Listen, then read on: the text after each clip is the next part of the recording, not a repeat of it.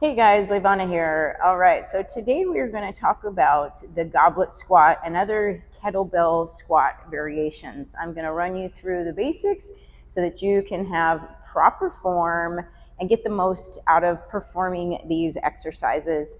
So for today, I have a 25-pound kettlebell, but of course you're going to want to use whatever works best for you, something that is going to challenge you but not compromise your form. So go, as heavy as you can without compromising form, and you're going to get good results. So we will start with our standard goblet squat.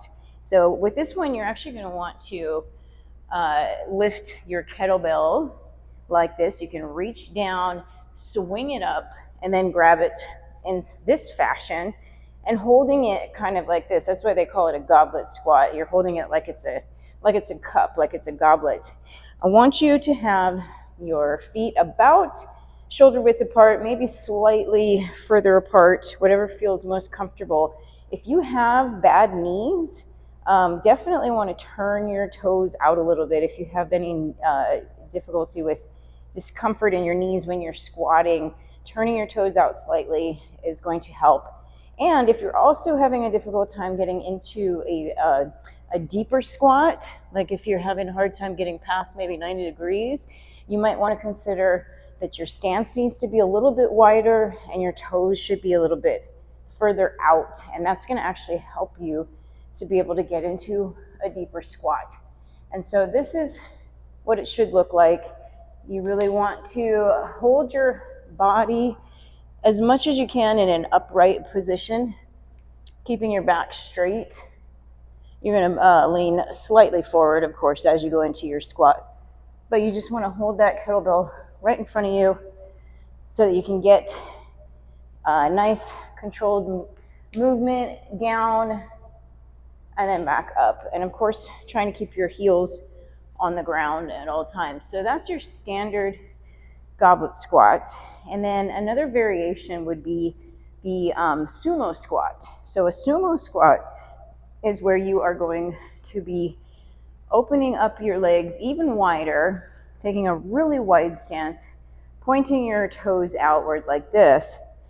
And then you want to grab your kettlebell. It'll be right in center. You're going to be pulling it up.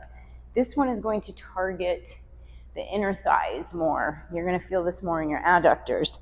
So this is what you would call the sumo squat. And again, when you go down, you want to try to keep your back flat and upright. Let me do from a side view so you can see. You're going to have a little bit of a lean forward, but you really want to tuck your stomach in, keep your back flat, and then pulling up and bringing it back down. And that is, my friends, this would be your sumo squat. All right. And then the final variation that I'll show you today, although there's probably a couple more, but this one is your lateral lunge. And that's going to look like this. I like to hold the kettlebell just like this. And you're going to, I'm going to start here, and then you're going to be stepping out, pushing your butt back.